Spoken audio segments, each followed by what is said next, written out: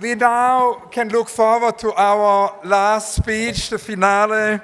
It's a great pleasure to introduce Mohomoudou Houssouba, and I just wanted to kind of connect to the previous speeches.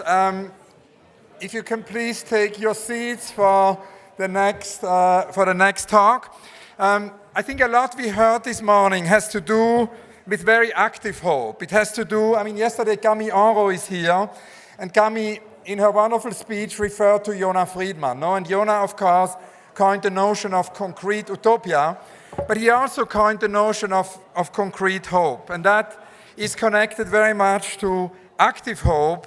Active hope, as Joanna Macy says, is different actually from hopefulness, because hopefulness is something we hope that happens. It's a preferred outcome. It's likely to happen, but if all of a sudden it doesn't seem likely to happen, and the chances are not too high, it doesn't lead to action anymore. That's why Joanna Macy says it has to be about desire. It has to be about active participation, concrete participation, what we hope for. And I think what we just heard in the wonderful speech with Maya and Ernesto has to do with this very concrete and active hope. And that connects, of course, to also the two previous speeches, right, which were very much about concrete hope, about very concrete action. Bas Metz, told us about a biospheric urbanism.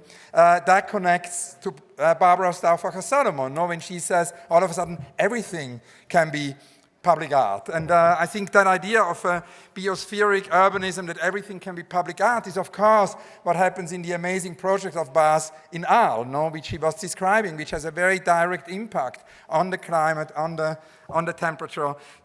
And that, of course, leads us to also biodiversity, because Bas talked about all the different, plants, all the different plant species, 140 different plant species which were planted there. This is also resisting, in a way, the extinction of biodiversity. And that brings us then to the next speech, because as Edouard Glissant often told Mantia Diawara and me, we should talk not only about the extinction of species, we should also talk about the extinction and loss of cultural phenomena, which have to be resisted. And that means, of course, also the disappearance of languages, something we had actually very much discussed also here at E.A.T with Not Vital, who has an amazing library of Romansh, of the language of Graubünden, and very much defends this language and in a way resists the fact that it becomes more marginal through this amazing library. And of course, that's very much in the center of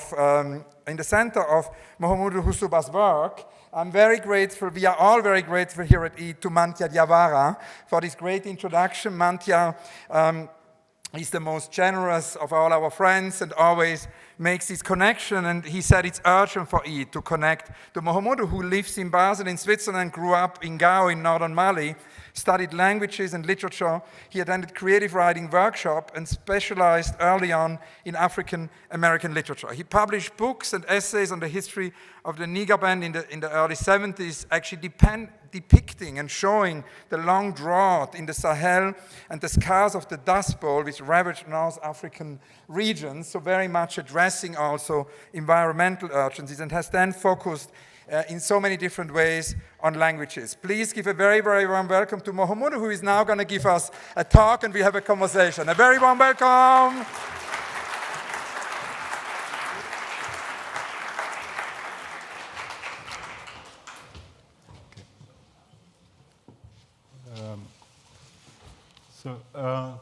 Thank you very much for sticking with me. I'm the last on the podium. And thank you very much, Hans Ulrich, for this generous introduction, and also for linking all the previous interventions, which I really appreciated a lot. And they all tell me to some extent that, well, for some reason, out of injustice, justice, our series of exchanges is coming full circle with language. Language, or one form of language, this corporeal, this embodied, incarnated language that we've just experienced with Ernesto and Maya a few minutes ago. And language that I'll be talking about taking a step back, maybe more to the basics, to the raw material of communication. Language that I'm going to approach through an angle that I hope is not exactly like the morbid or macabre sort of connotation that my title could give, which is when others think of your language as a thing of the past. I realized over the last 2 days that many of you here I talked to, as well as some of my friends who looked at the program before I came, were somewhat intrigued by the choice or the wording of this title. And it actually came right at the moment when I was being pressed to give a title and for my talk. And at that time, at the end of 2022 in the fall, all of a sudden at an evening in Basel, I ran into a Nigerian art historian who, at the door, we met and we were going to step into this exhibition, and we started getting introduced to each other. And then one question led to another, and she asked me, yeah, then which language do you speak? And I said, Songhay. And she was a little bit taken aback and said, yeah. And I said, yeah, what's, I said, yeah, I thought that's a language of the past, or that is no longer spoken. And that's actually a very interesting, sort of intriguing comment, but it wasn't a surprise, because what it did is it threw me back to almost 30 years ago when I ran into another neighboring, someone from a neighboring country from Ghana on the campus at Illinois State University, and we started talking, and then it's the same situation. In the end, we are introducing ourselves and our countries, and he spoke an Akan language, Ashanti, and I said Songhay, and I said, yeah, and he said, yeah, I thought this was a dead language. And why do these highly educated, learned persons from Nigeria and Ghana, or even other countries, why do they think of Songhay as a dead language? You see the nuance. Then it's not that they don't recognize Songhay. They recognize Songhay right away, but they associate Songhay with the past, not with the present. And this is why I'm showing you this map. This has to do with the way we learn history, or they teach history, or in some cases where we don't. Because I'm in Switzerland, I know that African history is not taught, or not in any substantial way. So before I went to the map itself, 30 years ago, when I was sort of taken aback and even irritated, I asked my Ghanaian colleague, I said, yeah, but don't you know Ali Farka Touré? And Ali Farka Touré had just won the Grammy Award. He has a big voice of world music. And he said, yeah, I know Ali Farka Touré. I said, well, don't you know that Ali Farka sings in Songhay? He's a song. So the sort of shortcut I was making, and it's almost like the anecdote that the former late president of Mali, Amadou Toumani Touré, told us, that he went to Japan, and someone came to him very shyly after his speech and asked,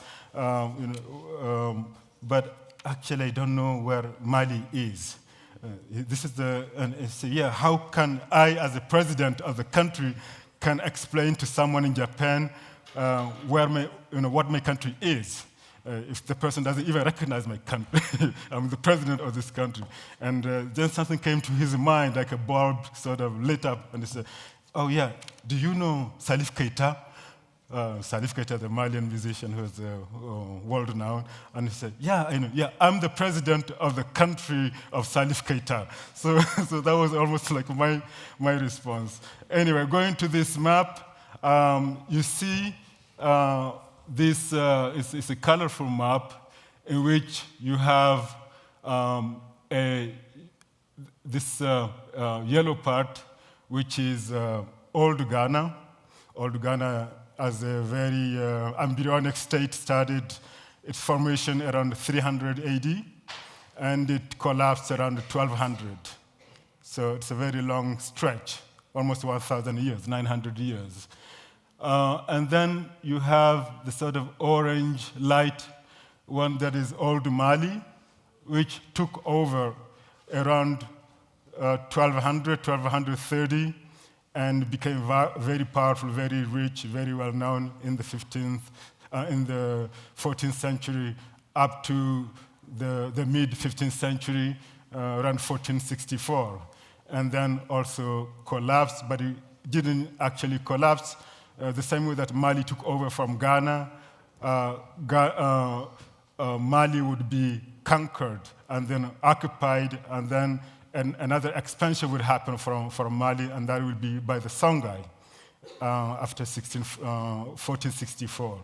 And from this, almost more or less mid-15th century until the war with Morocco, 1591, almost the end of 16th century, the Songhay will be the dominant state form in West Africa. And this, we call it the Trinity, like an imperial Trinity. It's not in praise of any imperial project, but this is a historical reality that from 300 years AD until 1591, let's say 1600, you have this you have this continuation or almost continuum of states that are formed that became very powerful that occupied this territory. And this is what actually another manifestation of that is through these trade routes. These states are based on agriculture. They're based on gold trading, on the trading of grain, on the trading of slaves, and so on. And these are trade routes that go mostly from the south to the north, but also to the east. And then to the east, all the way to Egypt, they were locked with the Silk Road that come all the way from the far east, from China. And across the Mediterranean, the Iberian Sea, the Iberian Peninsula, Portugal, Spain, and even southern France. So you have this interlocking of histories, and also, so when you talk about trade, you're talking about how do we trade? We talk. We have languages, and this is the way these languages of the Soninke language, that is the main language of the Ghana, the Malinke language, the main language of Mali. You know, you see them. I don't think I have a pointer here. So you have Soninke here, and then Malinke here, and then the Songhay. This is how these languages would actually spread. And I will spend a little bit of time on the Songhay, just a minute, because then you have an interesting phenomenon in which Songhay would be.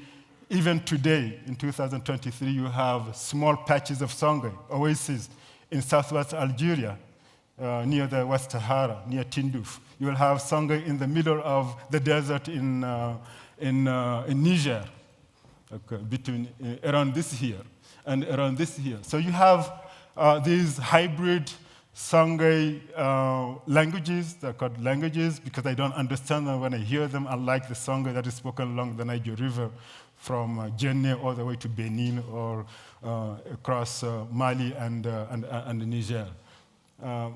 Just so it's not that important, but it just shows you that this is just the second of two parts of the timeline. So if you take from 300 all the way to the 20th century independence, you have this continuation of on this very flat land.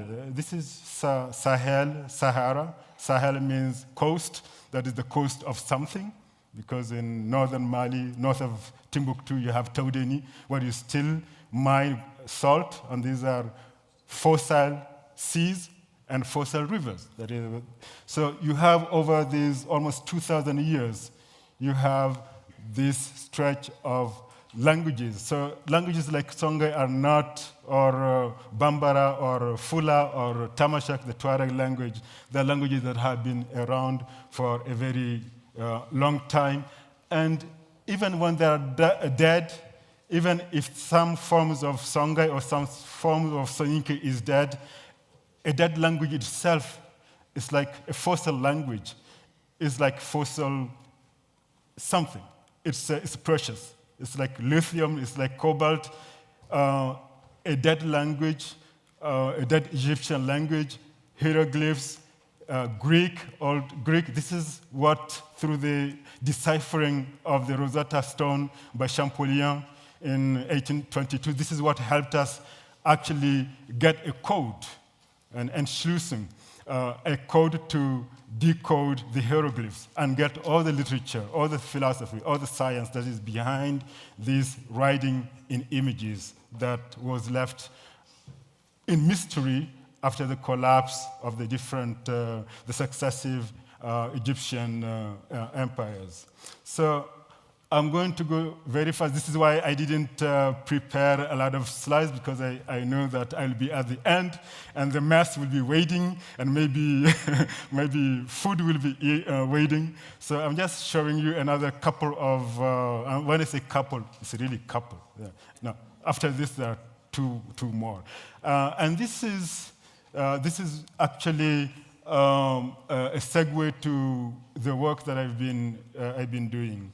So my background is literature and linguistics. I was doing very traditional linguistics and teaching literature until about 2000 when I returned to Mali. And I started thinking about what to continue to do. I wasn't really interested in continuing to working on African American literature, for example. I said I would focus more on linguistics, because that will allow me to give something.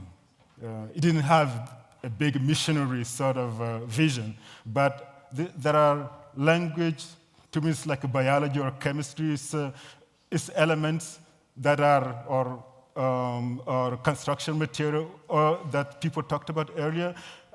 Language, there's something concrete about language. There's something very personal, and it's also about how we see that language. And after 10 years in the US, I was looking at my language and the languages around me very differently from how I did before I went to America. So when I came back, I was trying to see where to start. And I got into touch with a Canadian linguist who was developing scripts and fonts for First Nation or native Canadian languages. And it happened that he was working with someone from Sudan, today's Southern Sudan, who speaks Dinka. And he told me, yeah, I see your projects, but Mohomoudou, you have to realize something. It is that your language, Songhay, was a language that had the chance, a historic chance, to have a literature, to be part of the written culture of the world, to have a written legacy. All your literature was written in Arabic. There are some small manuscripts in Songhay written with Arabic script, but all of it was, what you can do is that you don't miss, or the Songhay-speaking community and other African communities do not miss the next generation of technology, and that is the digital technology. So he advised me to, do I have another 2 minutes?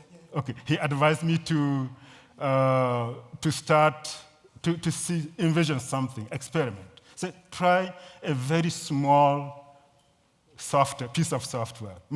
The best may be for children, designed for children, and try to translate it. Look at, you don't have font in your language. You don't have there is anything that links your language to these places. And he sees them as places, digital spaces as places.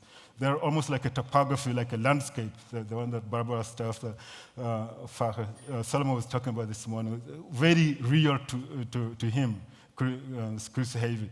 And he said, if your languages are not in these spaces, your children or the next generation would not have any connection to your language. So your languages are still living languages. So we are not talking about, as I said, in a morbid sense, our Songhay as a dying language. It's a language spoken by 5 million or 6 million people. These populations are growing. We don't have to mourn them for tomorrow or the day after tomorrow. They're not endangered. But the way things are, the march of the world, la marche du monde, that means that if they miss this next step, they won't survive it. Maybe they survive the Gutenberg experiment and the colonial period they kept being spoken. Even after independence, there's still less than 10% of Malians who spoke French, unless being forced to do so for administrative or school reasons. So this was our first experiment. This is Tax Paint 2000. I don't know, 5 or 6.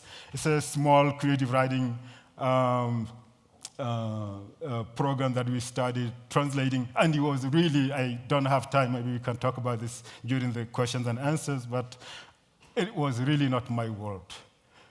So even to have a typing machine, that was when I went to America that I got a typing machine, then a computer. So it's a word for me. But here you see that all of a sudden we have a small menu with 1,500 words, but all the palette of colors. And I can't tell you what adventure it was to call the women who do mats, the Tuareg women who are doing the leather work, to find colors, to the herdsmen, because there are 120 or 50 patterns of cow hides. We actually document them on our website, and maybe we can talk about that later. And that was the beginning. And by 2008, we had this done. And after that, we got more ambitious. There was a project to create, to translate Firefox, Mozilla's Firefox into different African languages. We did that in 2009. But when we started doing that, we ran into a big stumbling block, the terminology. So we had to get back and get into another program to translate 2,500 words of basic ICT, digital and internet terminology in order to be able to do this later, 2009, 2010. And that was the first. So we started when it was 25,000 words. And since it kept getting obese and obese, Firefox was 50,000 words or more by the time we finished, by the time it became live in Songhay in 2012. So we started dreaming of Wikipedia, we created an online dictionary that is now in Songhay French, French Songhay, Songhay English, English Songhay, and has an Arabic interface. And this is the last I will show. This is I'm stop here. This is, actually, I met someone from this area, Bangor in Wales, during this meeting. And this is a collaboration that we've been doing since 2016 with the Welsh Language Technology Unit, who do a lot of work on, they do a lot of work and they have resources to do that with the regional government of Wales. And so they help us start a machine translation program that is, with a little corpus, that high limited corpus we have, is sort of, we are at this level. And another collaboration with Lithuania and Kaunas, the Vytautas Magnus University, the computational linguistics unit, is helping us now do a morphological analyzer which helps detect Songhay words. So, and I will stop here. This is the basis for all the advanced language technology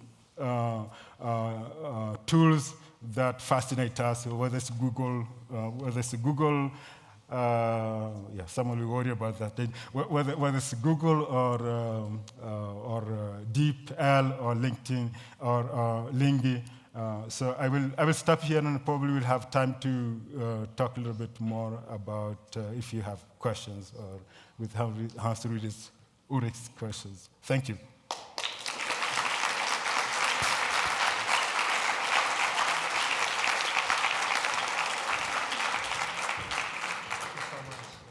Okay. Thank you so much, Mohomoudou. Another big round of applause.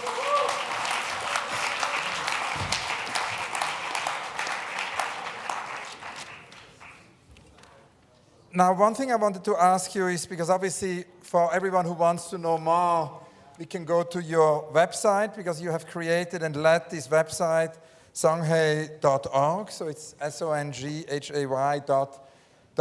And I just wanted to ask you to tell us a little bit more about hope in relation to that, and how hopeful you are in terms of languages and preserving languages.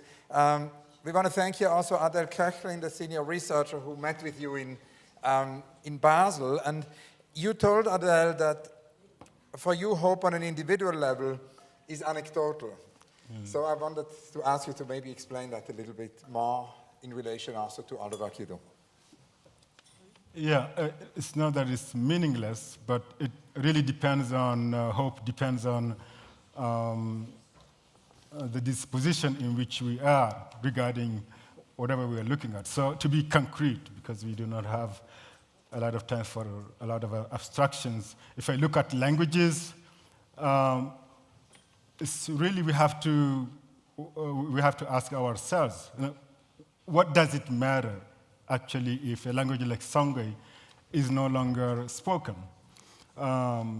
So do I have hope for Songhay? I do.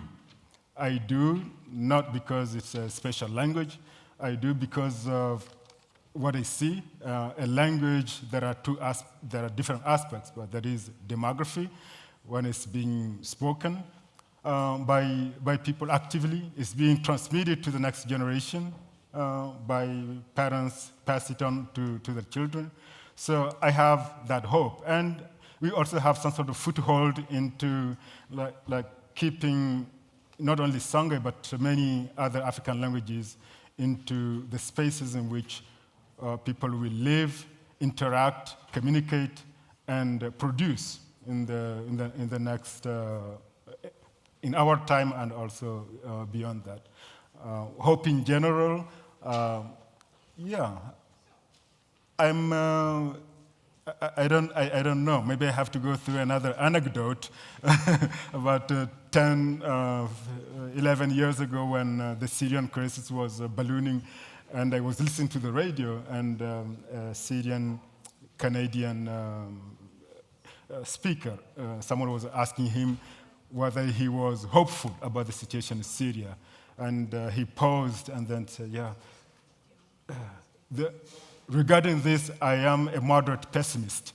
So this is probably my own relationship, anecdotal, second-time relationship to hope. I think we need hope, and we create hope, or I don't know what how better to say. No, thank you. And Philip, of course, began in the keynote, which was the keynote yesterday, the introduction to these 2 days with Ernst Bloch. So kind of everything started with Ernst Bloch. So I thought towards the end of the Engadin art talks today, we should come back. We should return to Ernst Bloch. And of course, again, connected to what Camille says, the idea of concrete utopia. When Bloch once was pushed against the wall by Adorno to finally tell him what is utopia, Bloch said something is missing, which is a kind of an interesting definition. And if you look at Ernst Bloch's Concrete Utopia and his extensive writing about hope, he argues for an utopia that is realizable through an active approach towards it and the application of what he refers to, which I think is interesting to mention here also in relation to all the work with languages, he refers to as docta spes, which is educated hope. And of course, with your incredible understanding of languages on a practical level, on an academic level, on all different levels, I was wondering what is kind of your docta spes kind of for languages as a thing of the past, the present, the future? Yeah, as I've already alluded to this idea of language as a thing of the past, or also as a thing of future. So it's to say that if we are not fatalistic about it, no language is a thing of the past. A lot of times, even the last 2 days, when I talk to people, the first reaction is, maybe you are talking about this because you fear that your language will not be spoken, the next months or years, and it's not actually that. Even if my language is not spoken, I have other languages. I have other languages that I can use, but this is a dangerous also way of looking at it, because it's a way of not taking the full measure of what it means to have a language. What does Romansh mean to the people who live in Sousse or who live in Decentis? What does Songhay mean to the people who live in Jenne or in Timbuktu? What does Tamashek mean for the people who live in Kidal or in Agadez? So I think it's really, and with regard to the language, if I try to stay in this perimeter, it's a very tricky question. And it's also to talk about hope, what is tricky, because if you take the whole area, Sahara, Sahel, all the way even to the West Africa today, the situation, the political, geopolitical and geostrategic chaos in which we are. My hometown, Gao, as well as Timbuktu, as well as most of central Mali was occupied for 11 months in 2012, 2013, and up to today. Last time in July when I went to Gao, I flew from Bamako to Gao. This is the first time I've done that in 30 or 40 years. So we are in such, so it's almost like a denial of reality to talk about hope. To talk about, no, don't worry, but still we have to construct another narrative. I think this is what everybody have been saying, with Bats, with Catherine, with Ernesto, and earlier with Elena. I think constructing this narrative that gives us a grip on something that is very slippery, because the reality is not really very hard to seize or to apprehend. It's a beautiful rap, really, because it brings together everything discussed this morning. Do we have questions or comments? Yeah, we've got many questions, if you can have the mic. Yeah. There are 3 questions here in the back. Mohomoudou, how is good morning in Shanghai? Good morning is Kani Bani. So Songhay is like English. So you have ka, like to. You use it with each verb.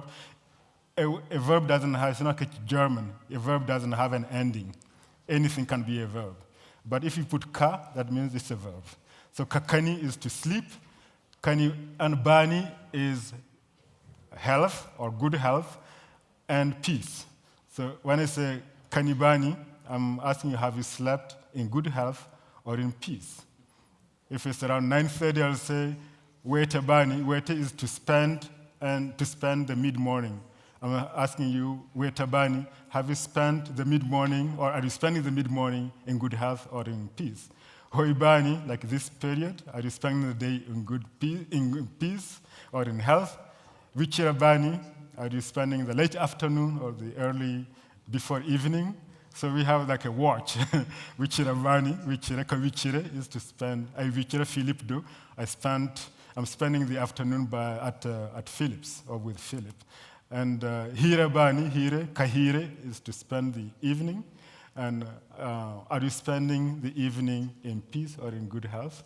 And then in the end, when we are doing our leave taking, we say, kani unda bani. This I didn't teach you, Ernest. Kani unda bani, I kept it for the audience. Kani unda bani, that means go to bed in peace or in good health. Unda is with, it's also and, like in German, unda.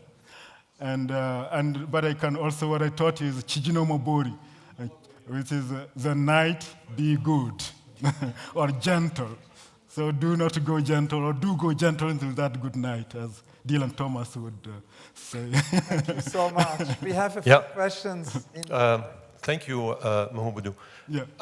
It's not really a question, it's Yeah. just a thought or an observation. Yeah. Katerina yesterday started her welcoming note by mentioning open AI, GPT. Yeah. And I think there is a massive opportunity, specifically when it comes to languages, to leverage artificial intelligence and machine learning to spread languages even more, not only at casual discussion, but it can go beyond and above. Thank you. I don't know if you have any thoughts here. Yeah, I thought it's really a very great thought. I mean, we are, I can say. So I'm not going to say we are as I'm this big missionary who will be doing everything. No, it's just that it's really to the point. This is like when we were talking about very small things, elementary things 20 years ago, and today that's very important. I don't know which way, but we have to start thinking about that. But it's part of the track. With all the new tools, the CHAP whatever, and that everybody's talking about, that the idea is that we have this new technology, which is fascinating, but I'm a really very down-to-earth kind of person. As I say, I still, if you saw me, I'm writing with a fountain pen all day. I didn't open a computer here since I came. I don't look at the telephone very regularly. So I see these as tools, as opportunities, as openings, as many of my predecessors have talked about earlier today. So these are avenues, and we will continue to explore them, and whatever will help. And also what works with Songhay can very easily work with other languages, whether it's Mali or African languages. So whatever, we are taking a lot of things that were done for Fula or for Swahili, and it's very important for these languages to be linked, even in marginal ways, to all the new technologies. So I see that the time is really dead, but our languages are alive, so that's the hope. Thank you so much. Now, I know that there are more questions, but we are, as Katharina tells me, we have to stop. However, we can continue the conversation informally. Mohomoudou can answer your questions. But I think there seems to be one very urgent question. So maybe we can take, we always have to take urgent questions. It is not a question, it is an invitation, because in Zurich, Songhay is very alive. Oh. Maybe you know, and I wanted to thank for the collaboration between Schauspielhaus and E.A.T with and also with Maya, because in the dance ensemble of Treasure Harrell, many of you saw Your Monkey Off My Back, or also a Köln concert, Songhay Toldon is dancing there. He's a member of our dance company, and I wanted to invite you all, and especially you, Mohomoudou, to see the living Songhay. Okay. Thank you. Thank you so much, and a big round of applause for Mohomoudou. Thank you so much. Thank you. Okay, thank you very much. Okay, thank you. Okay.